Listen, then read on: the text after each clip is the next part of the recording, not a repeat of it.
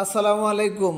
এই মুহূর্তে মার্কেটের যে অবস্থা তাতে ভিডিও দেওয়ার জন্য অনেক চিন্তা করতে হয় যে ভিডিওটা আসলে বানাবো কিনা, অর্থাৎ ভিডিও আপলোড করব কিনা। তো এই জন্য যে ভিডিও আপলোড করলে কিছু মানুষে এমনি ভিডিওর জন্য না, মন মানসিকতার কারণে, মানে শুধুমাত্র মার্কেটের অবস্থার কারণে ভিতরে যে একটা বিরক্তি আসে, এই বিরক্তির ভাবটা তখন এই ভিডিওর কমেন্টের মাধ্যমে প্রকাশ করতে চায়। তো এইটা একটা। আবার কিছু মানুষ আছেন যারা ভালো মন্দ যাই হোক, তারা চান যে ভিডিওটা যেন কন্টিনিউ করি, অর্থাৎ দিই। তো এই একটা মানে দোটানাটানির ভিতরে থাকি মোটামুটি বেশ কিছুদিন ধরেই। এর আগেও একদিন ভিডিওর মধ্যে আমি বলছিলাম এই দিব কি দিব না এই অবস্থার উপরে।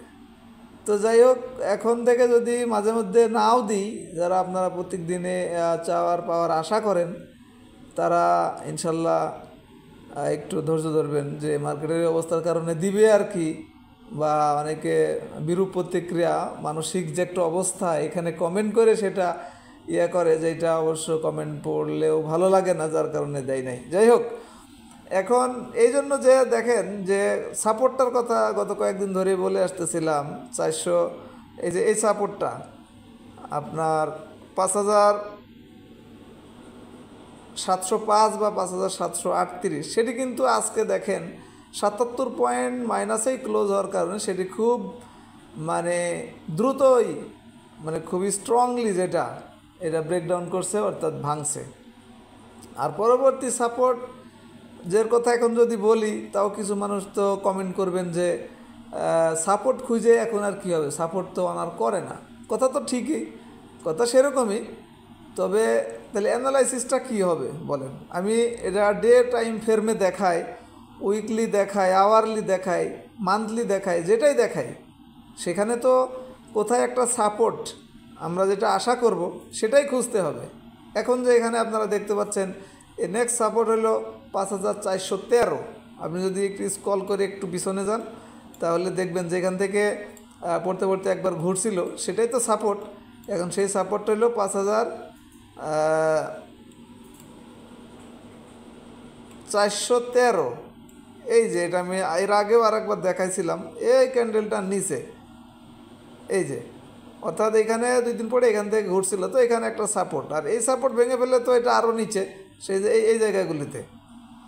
তো এটা হলো সাপোর্ট রেজিস্ট্যান্সের ব্যাপার। আর ক্যান্ডেল তো আপনারা দেখতেই পাচ্ছেন, এই গত পরশু দিনের ক্যান্ডেলটা কিছু চান্স ছিল, কিন্তু গতকাল আজকে এই ক্যান্ডেলগুলি তো ভালো না।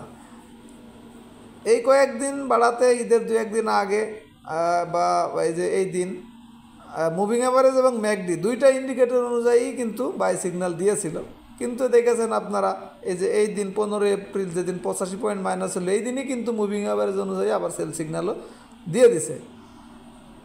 আর হিস্টোগ্রামের বারগুলি কিন্তু খুব ভালো আপনাকে ইনফরমেশন দিয়ে আসতেছিল। দেখেন পর্যায়ক্রমে হালকা এবং ছোট যেটা সেটা কিন্তু হচ্ছিল, সামান্য সামান্য এর আগে হলে আজকে কিন্তু অনেক বেশি ছোট হয়ে গেছে, যেটা মনে হচ্ছে আর একদিন মাইনাস হলে এটা নিচে ক্রিয়েট করে ফেলবে লাল বার। যাই হোক, এই হলো মার্কেটের আলোচনা। আর ভলিউম তো আপনারা দেখেছেন অনেক পড়ছে হিসাবে, ভলিউম গতকালকের সে বাড়ছে। তো এখানে 300-400 কোটি টাকার ভলিউম, এখানে ভলিউম নিয়ে অ্যানালাইসিসের কিছুই নাই, যতদিন না পর্যন্ত ভলিউম না বাড়বে ততদিন পর্যন্ত। তো সুতরাং আমার মনে হয় আপনারা কমেন্ট করে অবশ্যই জানাবেন, ভিডিও এখন না দেওয়াই ভালো, অর্থাৎ অ্যানালাইসিস যতদিন না পর্যন্ত মার্কেট পড়া শেষ না হয়, না ঘুরে, অর্থাৎ পড়তে পড়তে কই যাবে। এটা আপনি যদি ফিবোনাচি রেট্রেসমেন্ট দিয়ে, বিভিন্ন চার্ট প্যাটার্ন দিয়ে, বিভিন্ন বললাম তো টাইম ফ্রেম দিয়ে যেভাবে অ্যানালাইসিসটা করেন না কেন, এটা তো কোথায় থেকেই একজাক্ট ঘুরবে এটা তো টেকনিক্যাল অ্যানালাইসিস বলবে না। এটা একটা জাস্ট মেজারমেন্ট করবে যেখান থেকে হইতে পারে। যেমন সাপোর্ট একটা মেজারমেন্ট বললাম, ফিবোনাচি রেট্রেসমেন্ট দিয়ে যদি ধরেন, তাহলে এই যে পরবর্তী 2 নম্বর যে সাপোর্টটা বললাম ওইখানে।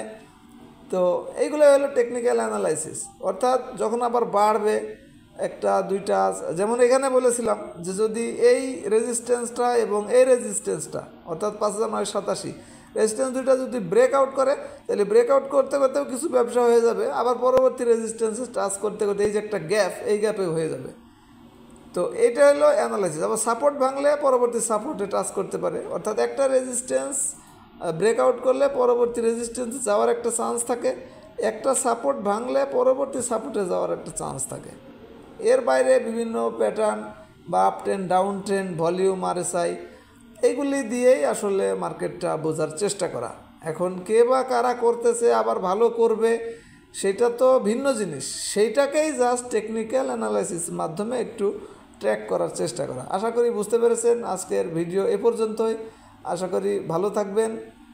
আর প্রয়োজনে কমেন্ট করবেন না, কিন্তু খারাপ কমেন্ট থেকে বিরত থাকবেন। আর কন্টিনিউ এই অবস্থায় করার প্রয়োজন আছে কি না আশা করি কমেন্ট করে জানাবেন। ধন্যবাদ। আসসালামু আলাইকুম।